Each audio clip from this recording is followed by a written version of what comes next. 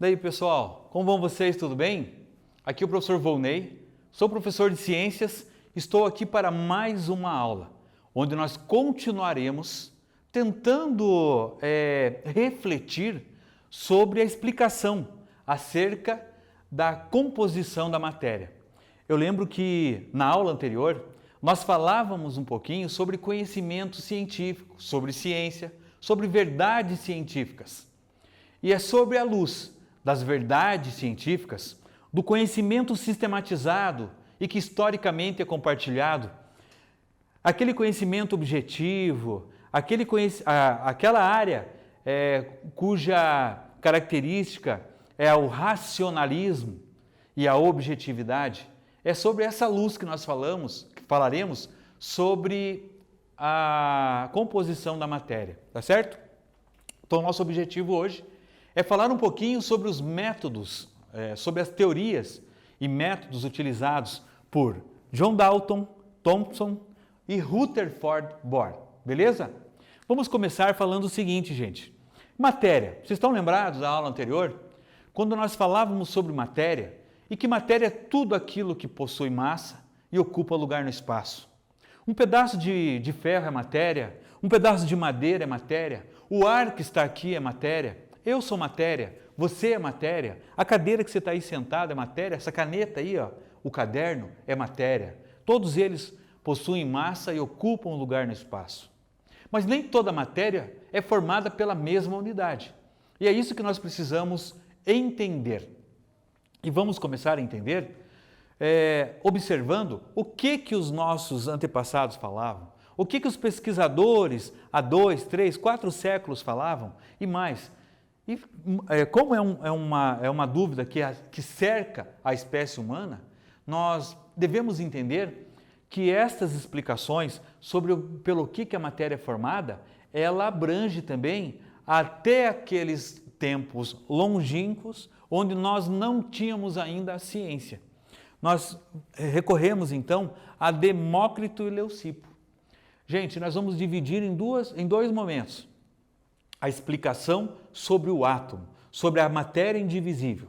A explicação filosófica e a explicação científica. A explicação filosófica precedeu lá na idade, quando a gente fala em calendário, precedeu a vinda de Cristo. Então, nós estamos falando aqui de 400, 500 anos antes de Cristo. Aquilo que Demócrito e Leucipo falavam sobre a menor parte da matéria, nós chamamos hoje de átomo em função do que eles anteriormente falavam, né? Então, eles chamavam de átomo aquela parte que não poderia ser dividida, até por esse motivo a palavra chama-se átomo, não, tomos, divisível, então não divisível. Então, aquela parte da matéria que não pode ser dividida, os filósofos chamavam de átomos. Mas o átomo que eles imaginavam, ele é bem diferente do átomo proposto no nosso cotidiano, atualmente. Vamos começar uma breve história aqui. O modelo atômico proposto por Dalton, John Dalton. Ele propôs um modelo atômico, ou seja, um modelo de unidade que formava a matéria, similar a uma bola de bilhar. Sabe de sinuca, aquele jogo de sinuca? Aquela bola de bilhar é um modelo no qual nós podemos imaginar o modelo proposto por John Dalton. Olha, eu fiz uma analogia aqui, ó. Imagine que isso aqui fosse uma bola de bilhar, toda ela, né, sem compartilhamentos, né, esférica. Todas as substâncias, segundo John Dalton, todas as substâncias são formadas por pequenas partículas, a qual ele chamava de átomo. Imagina, isso aqui era um átomo, segundo John Dalton. Os átomos de diferentes elementos têm diferentes propriedades, mas todos os átomos do mesmo elemento são exatamente iguais. Olha o que ele falava. 3. Os átomos não se alteram quando formam componentes químicos. Os átomos são permanentes e indivisíveis, não podendo ser criados nem destruídos. Ele quis dizer que esse modelo ao qual nós colocamos similar a uma bola de bilhar, ele não poderia ser dividido. Ele reafirma a ideia dos filósofos de que esta unidade é a menor parte da matéria e por este motivo, por não poder ser dividida, ela se chamou continuou a se chamar átomo. Ela continuou a se chamar átomo em homenagem a esses filósofos, beleza? Vamos ver se vocês entenderam o primeiro modelo atômico? O primeiro modelo foi do John Dalton, aquele modelo ali da bola de bilhar. A respeito do modelo atômico proposto por John Dalton, assinale a alternativa correta. Alternativa A: os átomos apresentam estrutura interna de carga positiva e pequenas partículas de carga negativa ao seu redor. Eu falei isso para vocês? Alternativa B: os átomos de uma mesma substância são idênticos, esféricos e indivisíveis? Alternativa C: o modelo atômico propõe a existência de uma eletrosfera ao redor e de um núcleo atômico com carga positiva. Poxa, não lembro de ter falado isso. D: os elétrons orbitam o núcleo positivo dos átomos em níveis de energia bem definidos. Gente, acerca do que eu falei sobre o modelo proposto por John Dalton, quais dessas alternativas está correta? Vamos lá, pensem um pouquinho, voltem nos slides anteriores aí se você puder e eu já volto.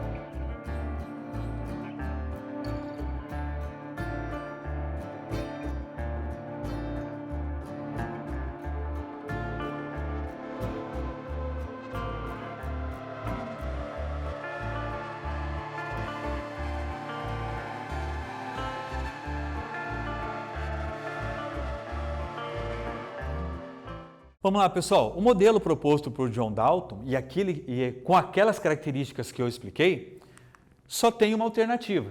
Os átomos de uma mesma substância são idênticos, esféricos e indivisíveis.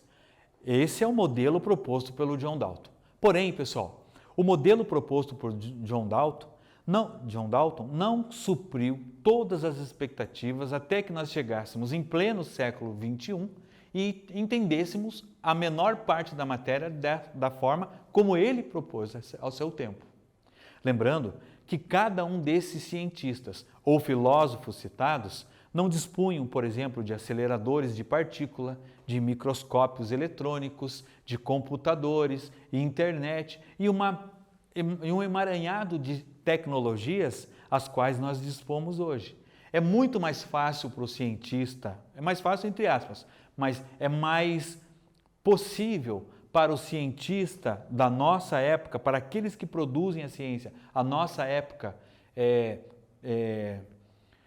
retratarem o que já foi feito anteriormente, né? Construírem novos significados frente a toda essa tecnologia em comparação àqueles que não tinham, por exemplo, sequer um telefone para se comunicar, né? As comunicações que existiam entre os cientistas eram através de cartas e muitas vezes as cartas chegavam e quando chegavam até o endereço a pessoa já tinha morrido, já tinha terminado as suas pesquisas, né? Não tinha essa comunicação, a comunicação era muito falha. Então, enfim, eu ficaria aqui horas e horas falando de condições que hoje são favoráveis aos pesquisadores atuais que não eram dos pesquisadores à época. Mas vamos lá. O modelo proposto pelo John Dalton, ele não supriu todas as expectativas da sua própria época. Foi aí que apareceu o modelo proposto por Thomson. Olha o que o modelo de Thomson pregava. Ele já entendia que a menor parte da matéria não era totalmente indivisível. Ele passou a considerar que esse modelo de átomo, ele era formado por cargas eletrônicas positivas e cargas negativas. Olha só, ele já imaginava a menor parte da matéria formada por cargas elétricas. Olha só, eu tenho um modelo aqui, lá na história ele chamou-se de pudim de ameixa. Imagine vocês, lá na mente de vocês, um pudim com ameixas. Então, foi essa referência que eles fizeram. Eles diziam assim que o pudim era a carga positiva do átomo e que as ameixas que ficavam na superfície do pudim eram a carga negativa. Olha que interessante, pessoal. Ali tem uma imagem que mostra melhor isso que eu quero dizer. Esse modelo, o modelo de pudim de ameixa, e que está sendo representado pelo isopor aqui comigo, diz o seguinte: isso em amarelo, segundo Thomson, era a parte de cargas positivas, era o núcleo positivo de átomos. Enquanto que isso aqui em vermelho significa as cargas negativas que formavam o átomo que ele propunha. Esta foi a teoria do Thomson, a teoria do pudim de ameixa, né?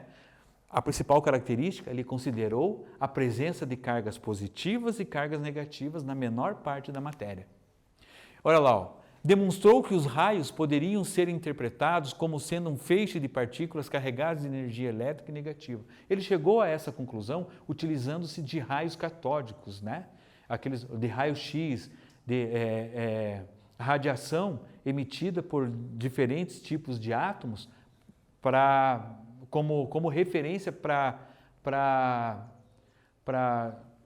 que ele pudesse chegar a esse modelo, né? Thomson indicava que os átomos deviam ser constituídos de cargas elétricas positivas e cargas elétricas negativas distribuídas uniformemente. Ou seja, a diferença dele lá para o John Dalton é que ele já considerou um átomo com cargas elétricas positivas e cargas elétricas negativas. Mas ele também não conseguiu responder todas as nossas expectativas, beleza? Vamos ver se vocês entenderam. Thomson propôs um modelo atômico que lhe rendeu o Prêmio Nobel de Física em 1906. De acordo com esse modelo, alternativa A, os átomos são divisíveis. B, os elétrons de carga elétrica negativa encontram-se espalhados na superfície de uma carga positiva. C, o átomo é indivisível, não apresenta qualquer estrutura interna. D, os elétrons orbitam em torno de um núcleo denso de carga elétrica positiva. Lembram? Olha qual que é essa alternativa? Os elétrons, a carga elétrica negativa, orbitam o núcleo denso que é formado por uma carga positiva. Vamos ver, gente, se é isso mesmo? Analise o que foi explicado. Eu dou 1 minuto para vocês responderem e eu já volto.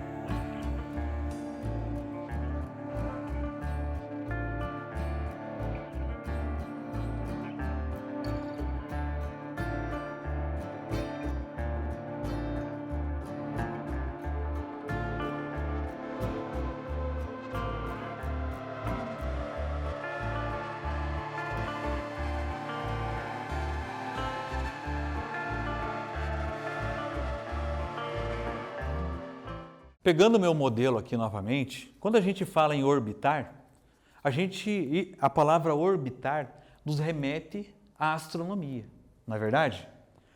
É onde cada corpo celeste tem a sua órbita, por exemplo, os planetas, eles têm o seu caminho a percorrer, a sua órbita, e orbitam ao redor do Sol, num movimento ao qual nós chamamos de movimento de translação. Lembra do sexto ano? Beleza. Eu não falei nada disso sobre isso aqui.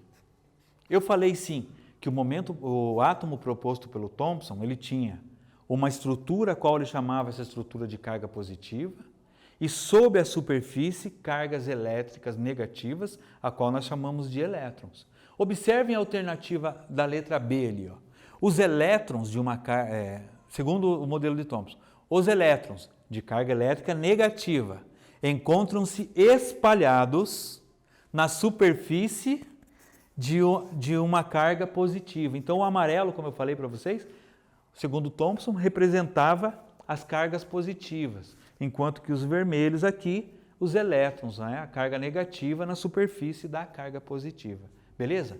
Mas como eu falei em orbitar, exatamente, orbitar nos remete a um modelo muito interessante. Nos remete ao modelo que é mais aceito hoje pela ciência, que é o modelo proposto por Ernest Rutherford. Rutherford propôs um modelo atômico em que, imagine vocês, o átomo é formado por duas partes. A primeira parte desse átomo é uma parte central, a qual nós chamamos de núcleo, onde ele percebeu a presença de cargas elétricas positivas dentro do núcleo do átomo, e ao redor do núcleo, nós temos segundo Ernest Rutherford, uma parte a qual nós chamamos de eletrosfera, que é onde nós vamos encontrar a carga elétrica negativa, os elétrons. E sim, foi o Ernest Rutherford que afirmou que estas cargas negativas, os elétrons, orbitam, ou seja, ficam ao redor do núcleo. Essa é a teoria proposta por Ernest Rutherford. O que Rutherford não conseguiu explicar era aquele movimento que existia entre os elétrons, lá na eletrosfera, entre a carga negativa, que existia porque assim, quero explicar para vocês, que a eletrosfera são, na verdade, camadas eletrônicas, no qual nessas camadas nós temos elétrons, cargas elétricas negativas. Vou explicar melhor para vocês. Imagine que aqui é o núcleo do átomo, certo? Segundo Ernest Rutherford. Dentro do núcleo nós temos cargas positivas, e ele percebeu também algumas cargas eletrônicas muito frágeis, a qual nós chamamos depois de nêutrons, depois nós chamamos de mesons, antiprótons. Então, enfim, nós tínhamos cargas eletrônicas dentro do núcleo, a principal delas, os prótons. Ao redor do núcleo, nós temos camadas eletrônicas, chamadas de eletrosfera, onde nós observamos as cargas elétricas negativas, os elétrons. Essas cargas estão orbitando o núcleo, por isso que a gente assemelha essa teoria igual como nós observamos lá na astronomia. Gente, o que o Ernest Rutherford não conseguiu explicar é essa condição em que um elétron passa de uma camada para outra, volta, libera raios químicos, libera energia, libera luz, libera calor. Essa teoria, mais a fundo, sobre a eletrosfera, foi proposta por Bohr, Niels Bohr. Então, essa teoria, a qual nós entendemos hoje que seja o átomo, a menor parte da matéria, considera o que foi proposto por Rutherford e aquilo que foi proposto também por Niels Bohr. Então, a teoria ficou teoria de Rutherford-Bohr. Tá certo?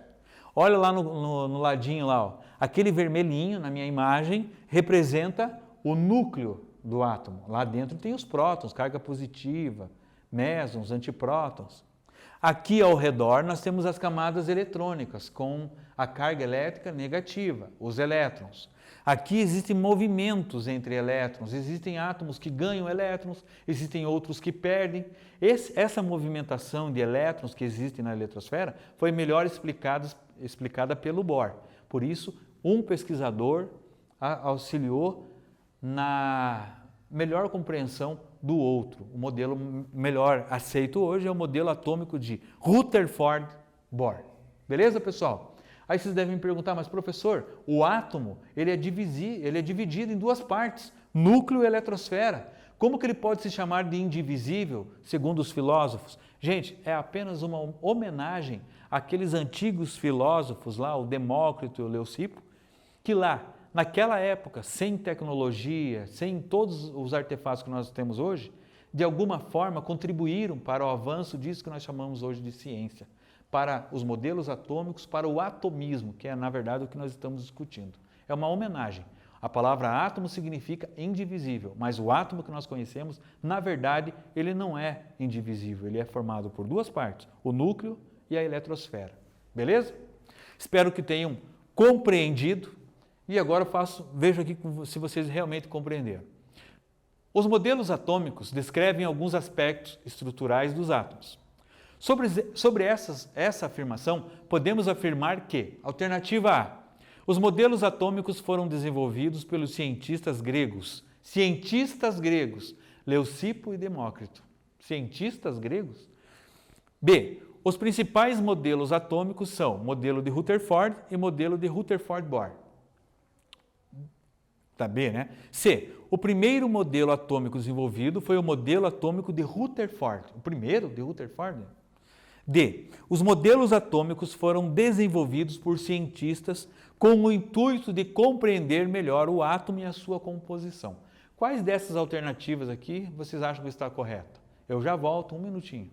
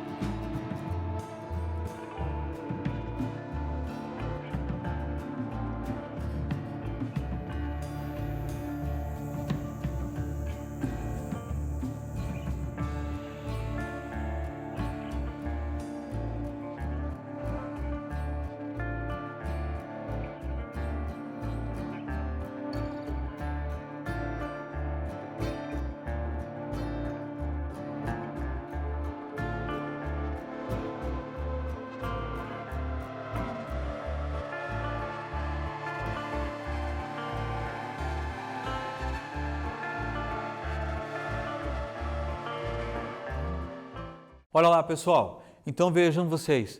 Quem respondeu a alternativa D, os modelos atômicos foram desenvolvidos por cientistas com o intuito de compreender melhor o átomo e a sua composição, respondeu correto, né? Espero que tenham entendido.